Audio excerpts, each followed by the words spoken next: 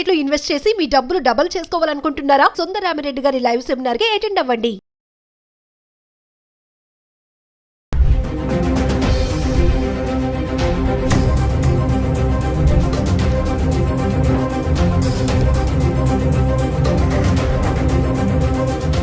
Hello viewers, welcome back to Suman TV. ప్రస్తుతం మనతో పాటు ఉన్నారు 20 years నుంచి అమెరికాలో ఉంటున్నటువంటి MNC ఎగ్జిక్యూటివ్ వీరభద్ర సార్ గారు. సార్తో మాట్లాడదాం. నమస్తే సార్. నమస్తే. సార్, మన పిల్లలు చదవడానికి అమెరికా వెళ్ళి అక్కడ ఎందుకు చాకరీ చేస్తున్నారు అంటే, సార్ మీరు అక్కడ ఉంటున్నారు కాబట్టి మీరు అక్కడ సిచ్యువేషన్స్ చూస్తూ ఉంటారు. MS చేయాలని, అబ్రాడ్ ఎడ్యుకేషన్గా వెళ్ళాలని ఇక్కడ తాకట్టు పెట్టి EMIలు కట్టి ఏదో అమ్మేసి చేసి ఎట్లా పంపించేస్తున్నారు తల్లిదండ్రులు కూడా. అక్కడికి వెళ్ళిన మన పిల్లలు మరి ఎందుకు ఇలాంటి చిన్న చిన్న దాంట్లో ఇంక చాకరీ అనే అనుకోవాలా అంటారా? అంటే ఏం చెప్తారు సార్ ఒకసారి? నేను చెప్పేది మీ వ్యూవర్స్కి అంత నచ్చకపోవచ్చు, బట్ ఇది ఒక క్రూడ్ అనాలిసిస్. ఇది అందరికీ వర్తిస్తుందంటే మేబీ నాట్. బాగా ఆస్తిమంతులు, ఆస్తిపరులు, స్థితిమంతులకి ఇది వర్తించకపోవచ్చు, బట్ వాళ్ళు కూడా ఈ విషయాన్ని అక్కడ అబ్జర్వ్ చేస్తుంటారు. ఏంటి అంటే, చాలా మటుకు మన పిల్లలు అమెరికాకి ఐవీ లీగ్ లాంటి టాప్ లెవెల్ స్కూల్స్కి అప్లై చేసి వచ్చేటటువంటి జీనియసెస్ తక్కువ ఉన్నారు. కొంతమంది లేరని కాదు, అలా డైరెక్ట్ అందులో అడ్మిషన్స్ సంపాదించి వచ్చిన వాళ్ళు ఉన్నారు. వాళ్ళు దానికి తగ్గ ఫైనాన్షియల్ ప్రిపరేషన్ తోటి వస్తారు, రావాలి. అవి బాగా ఎక్స్పెన్సివ్. అవి $80,000 $80,000 పర్ ఇయర్ ఆర్ $100,000 వేసుకోండి పర్ ఇయర్ మినిమం ఎక్స్పెండిచర్ ఉంటుంది. 2 ఏళ్ళు మీకు మాస్టర్స్ చేస్తే $200,000. దానికి స్తోమత ఉంటే, మీకు చదువు ఉంది, తెలివి ఉంది, ఆ కాలేజ్లో మీకు అడ్మిషన్ వచ్చింది, మీకు స్తోమత ఉంది, రండి. వాళ్ళు వస్తారు, చదువుకుంటారు, they get place really well. తర్వాత మంచి ఉద్యోగాలు వస్తాయి వాళ్ళకి, and they really enjoy high class life.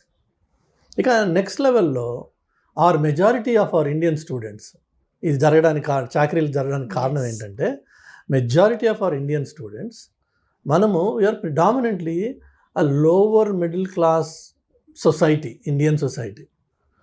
కొంత మిడిల్ క్లాస్ ఉండొచ్చు, కానీ అప్పర్ మిడిల్ క్లాస్ చాలా తక్కువ. మనంతా మిడిల్ నుంచి లోవరే. పేచెక్ టు పేచెక్ లైఫ్, ఇవన్నీ EMIs బేస్డ్ లైఫ్. ఈ పిల్లలు ఇక్కడ అండర్ గ్రాడ్యుయేషన్ చేస్తారు, BE BTech చేస్తారు. చేసి నాన్న నేను అమెరికాకి వెళ్ళాలి అంటే, మా నాన్న దగ్గర ₹1,00,00,000 లేవు నిన్ను అమెరికాకి పంపించడానికి. అందుకని వీళ్ళు ఏం చేస్తారంటే, వాళ్ళ సీనియర్స్ తోటి మాట్లాడతారు. నువ్వు వెళ్ళావు కదా, నీకెంత ఖర్చు అవుతుంది. వాడు వీడికి మంచి రోజీ పిక్చర్ ఒకటి ఇస్తాడు. ఏంటి అంటే, ఏం లేదురా, నువ్వు ఫస్ట్ సెమిస్టర్ పైసలు కట్టేసుకుని రా, చేతిలో ఇంకొక $1,000-2,000 నువ్వు ఖర్చుకు తెచ్చుకో, నువ్వు ఇక్కడ రాగానే మనం ఏదైనా పార్ట్ టైం సంపాదిద్దాం, దాంతో నువ్వు ఇక్కడ ఫీజు కట్టుకుని నువ్వు ఇక్కడ కంటిన్యూ అవ్వచ్చు. కాబట్టి మీ పేరెంట్స్ని ఒక ఫస్ట్ సెమిస్టర్కి ఫీ మాత్రమే, ఇన్ఫ్యాక్ట్ యూనివర్సిటీలు కూడా ఇన్సిస్ట్ చేస్తాయి, మీరు ఫస్ట్ ఫీ రూపీస్లో మీరు కట్టాలి అని. అంటే రిమోట్గా ఇండియా నుంచే మీరు ఆ ఫీ కట్టాలి. సో ఇక్కడ అమ్మ నాన్నల మీద ప్రెషర్ వేసి అది 10 లక్షల, 15 లక్షల, 8 లక్షల మొత్తానికి వాళ్ళ దగ్గర తీసుకుని ఆ ఫీజు కడతారు. వెళ్ళేటప్పుడు $2,000-3,000 ఖర్చు కోసం, ఇనిషియల్గా ల్యాండ్ అవ్వగానే అవసరాలు ఉంటాయి కదా, అది తీసుకుని వెళ్తారు. ఇది వెళ్ళిన వెంటనే ఈ లోపే ఇక్కడి నుంచి వాళ్ళ సీనియర్స్తో మాట్లాడుకుని ఉంటారు కదా, అన్నా నేను వస్తున్నా, నాకు ఇది కావాలి అంటే వాడైతే చెప్తాడు.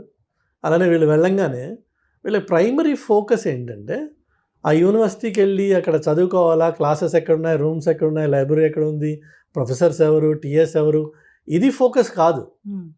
వీళ్ళ ఫస్ట్ ఫోకస్ ఏంటంటే, ఇమ్మీడియట్గా నేను ఒక part time job, it's not a job, so part time work నేను సంపాదించాలి. ఎందుకంటే నెల తిరగకుండా నాకు ఖర్చులు మొదలైపోతాయి. నాన్నకేమో నేను 10 లక్షలు ఫస్ట్ సీడ్ క్యాపిటల్ ఇవ్వు చాలు, తర్వాత ఏం అక్కర్లేదని చెప్పొచ్చాను. కాబట్టి ప్రైమరీ మోటివేషన్ డబ్బు సంపాదించడం మీద పడుతుంది. ఆ డబ్బు సంపాదించడానికి వీళ్ళకి ఉద్యోగాలు రావు అక్కడ. They are not eligible to receive a payment by cheque from anybody. That is unemployment అనే జాబ్. వాళ్ళకి ఇచ్చేది ఏంటి, ఆడ్ జాబ్స్ దొరుకుతాయి. That too through their friends. Gas స్టేషన్లో వర్క్ చేయడమా, దానికి గ్యాస్ స్టేషన్కి కన్వీనియన్స్ స్టోర్ అటాచ్డ్ ఉంటుందన్నమాట. సో ఆ కన్వీనియన్స్ స్టోర్లో వీళ్ళు క్లర్క్గా కూర్చోవడమా, లేకపోతే రెస్టారెంట్లో సర్వర్స్గా వర్క్ చేయడమా, అలా ఆడ్ జాబ్స్ ఏవో ఉంటాయి ఆపర్చునిటీస్, అవి వీళ్ళు చేయడం మొదలు పెడతారు. ఆయాలుగా కూడా చేస్తారంట కదా సార్. బేబీ సిట్టింగ్ చేస్తారు మన అమ్మాయిలు, కొంతమంది బేబీ సిట్టింగ్ చేస్తారు. అలా రకరకాలుగా ఉన్నాయి పనులు. వాళ్ళందరికీ on an average about $7.50 or $8 or మంచి ఎంప్లాయర్ అయితే $10 వరకు ఇస్తారు. నా ఫ్రెండ్ ఒక అతను ఉన్నాడు, $10 ఇస్తాడు అతను. సో ఈ మెజారిటీ ఆఫ్ ఈ వర్క్, ఈ ఆయా వర్క్ అంటే అఫ్కోర్స్ పిల్లలతోటి ఆ ఓపిక నీ దగ్గర ఉండి నువ్వు వాడిని కొట్టకుండా, ఆ కొట్టింది సీసీ కెమెరాలో పడకుండా నువ్వు ఉంటేనేమో సరే. లేదు ఈ వాళ్ళు మాత్రం పిల్లలతో ఉంటారు కాబట్టి ఆ ఓపిక ఉంటుంది అమ్మాయిలకి అని చెప్పి ఎక్స్పెక్టేషన్ కాబట్టి అది అవ్వచ్చు. మరి ఇటు రెస్టారెంట్స్ కానీ గ్యాస్ స్టేషన్స్లో కానీ వర్క్ చేసిన పిల్లలు కూర్చోడానికి కుర్చీలు ఉండవు అక్కడ. నువ్వు 7 hours 6 hours 8 hours నిలబడి ఉండాలి. వయసు వాళ్ళ వైపు ఉన్న యంగర్ జనరేషన్ అయినా 8 గంటలు ఒక వ్యక్తి నిలబడి ఉన్నాడంటే ఆ తర్వాత వాడు ఎందుకు పనికిరాడు. కాళ్ళు నొప్పులు ఉంటాయి భయంకరంగా. సో వీళ్ళు వర్క్ చేసిన తర్వాత ఇంటికి వెళ్ళి ఏం చేయగలరు? ఏమీ ఉండదు. స్నానం చేసే ఓపిక కూడా ఉండదు, ఒక్కొక్కసారి అన్నం తినే ఇంట్రెస్ట్ కూడా ఉండదు. మహా అయితే 2 బీర్లు తాగి పడుకుంటారు. సో మీరు వచ్చిందేమో అక్కడ స్టూడెంట్గా, మీరు చేస్తున్నదేమో ఈ art job. Me art job becomes your primary focus, your student takes back seat. ఏదో వీక్లీ అసైన్మెంట్స్ ఏదైనా పెడితే అందులో ఇవాళ రేపు ఈ కోవిడ్ టైం తర్వాత కొన్ని కాలేజెస్ ఏం చేసేసాయంటే, మీకున్న 5 సబ్జెక్ట్స్లోంచి ఒక సబ్జెక్ట్కి మాత్రము వారంలో ఒక్కసారి కాలేజీకి రావాలి, మిగిలినవన్నీ మీరు రిమోట్గా ఆన్లైన్లో చూసుకోవచ్చు అని చెప్పి కొన్ని ఉన్నాయి ఫెసిలిటీస్. దాన్ని మనం పరిపూర్ణంగా అడ్వాంటేజ్ తీసుకుని ఆ ఒకదానికి మాత్రమే వెళ్ళి రావడము, మిగిలినంతా రిమోట్గా చూసుకోవడం, మన ఓన్ టైంలో ఆ క్లాసెస్ వాచ్ చేసుకోవచ్చు. కాబట్టి వాటికి రిలేటెడ్ ఎక్సర్సైజెస్ ఏవైతే ఉన్నాయో సబ్మిట్ చేసుకోవడము, ఇంకొక కాగితం ఎంఎస్ సంపాదించుకుంటాం. కానీ ఎంఎస్లో నువ్వు నేర్చుకున్నది ఏముండదు అక్కడ. ఎందుకంటే నీ ప్రైమరీ ఫోకస్ అంతా కష్టపడడంతో సరిపోయింది, ఆ కష్టపడిన తర్వాత వచ్చిన నీరసంతో సరిపోయింది, ఆ నీరసం తర్వాత పడుకున్న దాంతో సరిపోయింది. నీకు చదువుకునే టైం ఎక్కడుంది? దానివల్ల జీవితం ఏమైపోతుంది అంటే, నువ్వు స్టూడెంట్ అన్న పేరుతో వస్తావు కానీ ఈ నాన్ స్టూడెంట్ రిలేటెడ్ వర్క్ అంతా చేసి ఈ ఒకసారి డబ్బు సంపాదించడం మొదలుపెట్టాక మరి కోరికలు కూడా ఉంటాయి మనిషికి. అది న్యాచురల్ ప్రాసెస్. అది కోరికలు అంటే ఒక కారు కొనుక్కోవాలనో, లేదంటే మంచి ఫోన్లు కొనుక్కోవాలనో, లేదంటే ఇంటికి పైసలు పంపించాలనో. ఎందుకంటే వాళ్ళకి ఎక్స్పెక్టేషన్ ఉంది. వాళ్ళకి చెప్తావు కదా, నువ్వు నేను పని చేస్తున్నా, ఇక్కడ పైసలు సంపాదిస్తున్నాను. సో వాళ్ళకి ఎక్స్పెక్టేషన్ ఉంటుంది, అక్కడ పంపించాలి వెనక్కి. ఈ వెనక్కి పంపించాలనే ఒక బాధ్యత మీద పడంగానే మరింత స్ట్రెస్, ఇంకా తప్పదు నేను పని చేయాలనే ఎలా అయినా సరే లోకి వస్తుంది జీవితం. చివరికి ఈ పనికిరానికి సర్టిఫికెట్ ఒకటి ఉండి దానివల్ల ఉద్యోగం రాక ఈ సైడ్ జాబే మెయిన్ జాబ్ అయిపోయి ఇందులోనే మమేకం అయిపోయి ఇది ఇల్లీగల్ అని తెలిసి కూడా దాంట్లోంచి బయటికి రాలేని పరిస్థితి వచ్చేసి చివరికి ఈ ట్రంప్ లాంటి మహానుభావుడు రాగానే మనము భయపడడం మొదలు పెడతాం. ఇదంతా చేసింది ట్రంప్ కాదు పాపం, మనమే. అయితే మీరు చూస్తే యాక్చువల్గా ఈ మధ్యకాలంలో ఆన్లైన్లో మీరు న్యూస్ చూసి ఉండొచ్చు, చాలామంది స్టూడెంట్స్ ఈ ఇంటర్వ్యూస్ ఎక్కడైతే పోర్ట్ ఆఫ్ ఎంట్రీలో జరిగే ఇంటర్వ్యూస్లో వాళ్ళ దగ్గర వాళ్ళ ఫోన్ ఓపెన్ చేయించి అన్లాక్ చేసి ఫోన్ తీసుకుని వీళ్ళ వాట్సాప్ చాట్లు, వీళ్ళ ఈమెయిల్స్ ఆ ఆఫీసర్స్ చదివి ర్యాండమ్గా చూస్తారు. అన్నీ ఏం చూస్తారు వాళ్ళు ర్యాండమ్గా, ఎందులో అన్నా జాబ్ అనే మాట ఉందా, అట్లానే నీ బ్యాంక్ అకౌంట్ చూపించమని అడుగుతాడు వాడు. నీకు ఎవ్రీ 2 weeks ఎవరైనా ఒక క్రెడిట్ చేస్తున్నాడు అనుకో, క్యాష్ అయి ఉండొచ్చు, అది ఒక పర్టికులర్ అకౌంట్ నుంచి నీకు ఎవ్రీ 2 weeks పైసలు పడుతున్నాయి, which means you are working part time. So వాడు క్యాష్ ఇస్తున్నా నీకు డబ్బులు పడుతున్నాయి కదా, so which means you are working. నువ్వు మళ్ళీ అక్కడికి వెళ్ళినప్పుడు నీకు నెక్స్ట్ ఎంట్రీ వాడు రిజెక్ట్ చేస్తాడు. అందుకనే స్టూడెంట్స్ ఒకసారి అమెరికాకి వెళ్ళాక మళ్ళీ వెనక్కి రావడానికి భయపడతారు. ఎందుకంటే ఈ లకునాస్ వాళ్ళకి తెలుసు ఎలా పట్టుకోవాలో, ఆ తప్పులు వీళ్ళు చేశారు ఆల్రెడీ. అదర్వైజ్ నువ్వు స్టూడెంట్వి రాయల్గా వెళ్ళి రాయల్గా రా, నీ దగ్గర I-20 ఉంది, వీసా ఉంది, అక్కడ ఉన్నావు నువ్వు 6 నెలలు సంవత్సరము వెళ్ళు రా నువ్వు. కానీ రారు మన వాళ్ళు, ఎందుకంటే మనం చేసిన తప్పు ఆ దొంగ మనలో ఉన్నాడు, వాడు పట్టుకోవడానికి అక్కడ రెడీగా ఉన్నాడు. ఇందుకే కష్టాలు. ఇన్స్టెడ్ ఆఫ్ దాట్ నా సలహా ఏంటంటే తల్లిదండ్రులకు కానీ పిల్లలకు కానీ, నువ్వు స్టూడెంట్గా అమెరికాకి నేర్చుకోవడం కోసం అది ఏదన్నా ఒక స్పెషలిస్ట్ స్కిల్ సెట్ నువ్వు సెలెక్ట్ చేసుకో ముందే, దాని మీద వర్క్ చేయి, దాని మీద స్పెషలిస్ట్గా మాస్టర్గా, that's what is masters right. The master అవడం కోసం దట్ టు లోకల్ అమెరికన్ కాంటెక్స్ట్లో ఈ మాస్టరీ ఎట్లా అప్లై చేయొచ్చు అన్నది నేర్చుకోవడం కోసం నువ్వు అక్కడికి వస్తున్నావు, అక్కడికి రావాలి.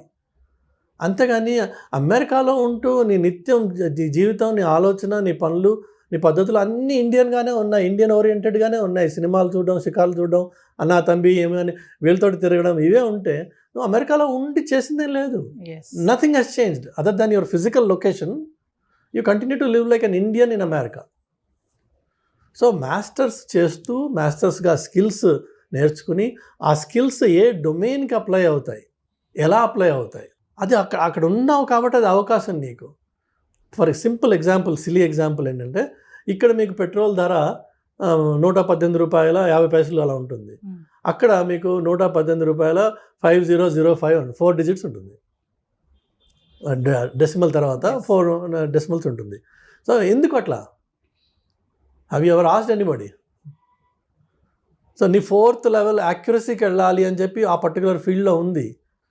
In another field maybe no. ఇప్పుడు insurance premiums are always rounded off, there is no pennies anywhere, it's always to the dollar. ఎందుకట్లా? సో మీకు ఈచ్ డొమైన్లో నువ్వు అక్కడ లోకల్గా ఉన్నప్పుడు నలుగురితో మాట్లాడి అడిగి నేర్చుకుని నీ టెక్నికల్ స్కిల్ని ఆ డొమైన్కి అప్లై చేసే అవకాశం ఉంది. అది నీ మాస్టరీ అంటే, అది నువ్వు మాస్టర్స్ చేయడం అంటే. అంతేగాని అక్కడికి వచ్చేసి ఈ సైడ్ కిక్ని మెయిన్ కిక్ చేసుకుని అసలు నీ మెయిన్ ఫోర్స్ని పక్కన పెట్టేటప్పటికి 2 ఏళ్ల తర్వాత అన్ని కష్టాలు మొదలవుతాయి. నీ చేతకానితనంతో నీకు ఉద్యోగం రాదు కాబట్టి నువ్వు మార్కెట్ని బ్లేమ్ చేస్తావు. ఆ బ్లేమ్ మీద నువ్వు పేరెంట్స్కి చెప్పుకుంటావు, నాన్న రావట్లేదు, అమ్మ రావట్లేదు, అమెరికా నాశనం అయిపోయింది, ట్రంప్ వచ్చి ఇది చేశాడు. పాపం ఆయన ఏం చేయలేదు ఇంకా, ట్రంప్ ఆయన వేరే బిజీలో ఆయన ఉన్నాడు, ఇంకా దీని మీద ఫోకస్ చేయలేదు. బట్ పిల్లలు దయచేసి అలాగే తల్లిదండ్రులు కూడా వీళ్ళది తప్పు. పేరెంట్స్ కూడా చాలా మంది సార్, ఇప్పుడు అంటే మీరు అన్నారు కదా, ఇప్పుడు పేరెంట్స్ కూడా చాలా మంది ఏంటంటే ఇగో పంపిస్తున్నాను అక్కడికి వెళ్ళి నువ్వు ఏదైనా జాబ్ చూసుకొని నీది నువ్వు కట్టుకోవాలి అని చెప్పేసి ఇప్పుడు ఎడ్యుకేషన్ లోన్ తీసుకుంటున్నాము. కమింగ్ టు ఎడ్యుకేషన్ లోన్, ఆ ఎడ్యుకేషన్ లో నువ్వే కట్టుకోవాలి, అక్కడ ఏం చేస్తావో మాకు తెలియదు, జాబ్ ఎత్తుక్కో, ఫస్ట్ జాబ్ ఎత్తుక్కో, ఇది ముందు చెప్తారు పేరెంట్స్ కూడా. కొంతమంది ఉన్నారు, అందరూ కాదు, ఖచ్చితంగా నువ్వు జాబ్ ఎత్తుకోవాలి, జాబ్ చేసుకుంటూ నువ్వు చదువుకోవాలి. మరి పేరెంట్స్ మైండ్ సెట్ కూడా ఇలా ఉంది కదా సార్. మరి అయితే పేరెంట్స్కి ఫస్ట్ వాళ్ళకి దయచేసి ఈ వీడియో చూసిన వాళ్ళు గ్రహించండి, అమెరికాకు వచ్చి మీ స్టూడెంట్ జాబ్ చేసే ప్రసక్తి లేదు, అది జాబ్ కాదు. మీరు ప్రత్యేకంగా వాడికి లక్షలు ఖర్చు పెట్టి మీరు వాడిని ఎక్కడికి పంపిస్తున్నారంటే కూలి పనికి పంపిస్తున్నారు. చక్కగా గారాభంగా పెంచుకున్న కొడుకునో కూతురునో మీరు కూలి పని కోసం అని చెప్పి అమెరికాకి లక్షలు ఖర్చు పెట్టి ఆ కూలి పని చేసుకుని నువ్వు చదువుకో అని చెప్పి పంపిస్తున్నాను. ఇన్నాళ్ళు ఇంట్లో కనీసం ఇటు గిన్నె తీసి అటుపక్క పెట్టని పిల్ల కూడా అక్కడికి వెళ్ళి బేబీ సిట్టింగ్ చేస్తుంది. బేబీ సిట్టింగ్ అంటే ఏదో ఉత్తనే ముద్దు పెట్టి ఆడుకుంటే సరిపోలా, అన్ని పనులు చేయాలి. డైపర్ మార్చడం నుంచి వాడికి పాలు పెట్టడం వరకు. కొంతమంది పిల్లలు కొద్దిగా పెరిగిన వాళ్ళు కొట్టించుకోవాలి, వాడు పిల్లడు, వాడు like a servant. You are like కాదు, you are a servant. So అది ఒకటి ఎత్తు. రెండోది వచ్చేసి మీరు ఆలోచించండి, ఒక స్టూడెంట్గా వెళ్ళిన పిల్లవాడు, స్టూడెంట్ లైఫ్ అయిపోయింది, మాస్టర్స్ మొత్తానికి ఏదో కాపీ కొట్టో వాడిని అడిగో వీడిని అడిగో కంప్లీట్ చేశాడు, వాడికి అసలు ఉద్యోగం రావట్లేదు, వాడికి కారు కొనుక్కునే హక్కు లేదు, వాడికి డ్రైవర్స్ లైసెన్స్ రాదు, వాడికి ఒక రియల్ లైఫ్ ఎంజాయ్ చేయాల్సిన అవకాశం దొరకదు. కానీ ఇండియాలో మాత్రం 25 లక్షలు 20 లక్షలు స్టూడెంట్ లోన్, ఎడ్యుకేషన్ లోన్ తీసుకుని వెళ్ళాడు, దాన్ని రీపే చేయాల్సిన బాధ్యత వాడి మీద ఉంది కాబట్టి వాడు వెనక్కి రాలేడు. అలాంటి వాడి స్టేట్ ఆఫ్ మైండ్ ఆలోచించండి, వాడు ఎంత కష్టపడుతున్నాడో అక్కడ తీర్చాలి, పెట్టిన డెప్ట్స్ అన్ని క్లియర్ చేయాలి, ఏదో చేయాలి ఇక్కడ. నేను అది మగపిల్లవాడు, ఆడపిల్ల ఏం చేస్తుంది? నేను ఆ విషయాలు చెప్పదలుచుకోలేదు, కానీ పరిస్థితులు చాలా ఘోరంగా ఉన్నాయి వీళ్ళకి. దేశం కాని దేశంకి వెళ్ళి కమ్యూనికేషన్ స్కిల్స్ కూడా లేక అక్కడ కొన్ని పనులు చేయకూడదు. షాప్ లిఫ్టింగ్ చేసి పట్టుబడిన ఆడపిల్లలు ఉన్నారు, మీరు ఆన్లైన్లో చూడొచ్చు వీడియోస్. ఎందుకు చేశారు షాప్ లిఫ్టింగ్? ఏదో క్యాజువల్గా సరదా. అక్కడ ప్రతి షాప్లో మీకు కొన్ని వేల కెమెరాలు ఉంటాయి, మీకు కనిపించవు అవి. వాటికి లాస్ ప్రొటెక్షన్ ఆఫీసర్ అని ఒకడు ఉంటాడు, ఎల్పీపీనో ఎల్పీఓనో అంటారు. వాడికి ఒక సెపరేట్ రూమ్ ఉంటుంది, క్యాషియర్ వెనక, ఆ కస్టమర్ సర్వీస్ వెనక, వాడు ఎవరికి కనిపించడు. ఆ రూమ్లో వాడికి అన్ని మానిటర్స్ ఉంటాయి. అలానే ఇప్పుడు మీరు వేగస్కి వెళ్తే లక్షల్లో మీకు అక్కడ కెమెరాస్ ఉంటాయి. ఒక్కొక్క మనిషిని వాడికి అనుమానం వచ్చిందంటే వాళ్ళకి పిన్ చేస్తారు వాడిని, వాడి మొత్తం movement, every step will be tracked throughout the time. ఆ కెమెరాస్ ఒకదాని తర్వాత ఒకటి వాడిని పట్టుకుంటాయి. ఓకే. నీ బ్రీదింగ్, నీ చేతుల movement, everything they notice. So అదంత ఈజీ సొసైటీ కాదు అది. ఇక్కడి నుంచి అదేదో వెళ్ళిపోయి ఈ సీనియర్స్ ఏం చెప్తారు అక్కడ ముందు ఉన్న వాళ్ళు వీళ్ళకి, ఏం లేదురా మన హైదరాబాద్ లెక్కే ఉంటుంది వచ్చాయండి. ఏముంటుంది హైదరాబాద్ లెక్క? ఒకవేళ నిజంగా హైదరాబాద్ లెక్కే ఉందనుకుందాం, ఎందుకు వచ్చారా ఇక్కడికి నువ్వు? అసలు హైదరాబాద్లోనే ఉండొచ్చు కదా, అస్యూమింగ్. లేదు ఇది హైదరాబాద్ కాదు అమెరికా అనుకుందాం. మరి అమెరికా అన్నప్పుడు అక్కడ పద్ధతులు ఏంటి? ఇంటర్నేషనల్ డ్రైవర్స్ లైసెన్స్ తీసుకొచ్చి కొన్ని పనులు చేయొచ్చు, కొన్ని చేయకూడదు. అట్లా అది తీసుకొచ్చి లోకల్ కార్ రెంట్ చేసి అరెస్ట్ అయిపోయిన పిల్లలు ఉన్నారు. Because there is only limited validity for that. కానీ మనకేమో షాక్ ఉంది, కార్ రెంటల్ తీసుకుంటాము. లేన్ చేంజ్ చేయడం అనేది ఇండియాలో మనకు అసలు అలవాటే లేదు. ఇక్కడ లేన్ చేంజ్ అయితే క్యాజువల్, లేన్ మనకి సంబంధం లేదు, డ్రైవ్ చేస్తుంటాం, లేన్ వస్తూ ఉంటాయి అక్కడ. అక్కడేమో లేన్ చేంజింగ్ ఒక డిసిప్లిన్ ఉంది, మనకి ఇక్కడ అలవాటు లేదు. నీ దగ్గర డ్రైవర్స్ లైసెన్స్ ఉంది కానీ నీకు రోడ్ రూల్స్ తెలియవు. తెలియనప్పుడు నువ్వు రోడ్ రూల్స్ తెలియకుండా ఆ రోడ్డు మీద డ్రైవ్ చేస్తే నువ్వు ఆటోమేటిక్గా you will be in trouble. First day second day కాకపోవచ్చు, థర్డ్ డే మేజర్ ట్రబుల్లోకి వెళ్ళచ్చు. ఆ ఒక్క తప్పు నీ జీవితాన్ని మొత్తం మార్చేస్తుంది ఒకసారి. ఎందుకంటే అమెరికాలో సార్ నేను స్టూడెంట్ని నన్ను వదిలేసేయండి అంటే వాడు వదలడు. నువ్వు క్రైమ్ చేసావు, you have to pay for it, plain and simple. Judge కూడా మిమ్మల్ని కొన్ని విషయాల్లో ప్రొటెక్ట్ చేయలేడు, బికాజ్ ఫెలనీ క్రైమ్స్ అని ఉంటాయి, వాటికి మినిమం పనిష్మెంట్ ఉంది.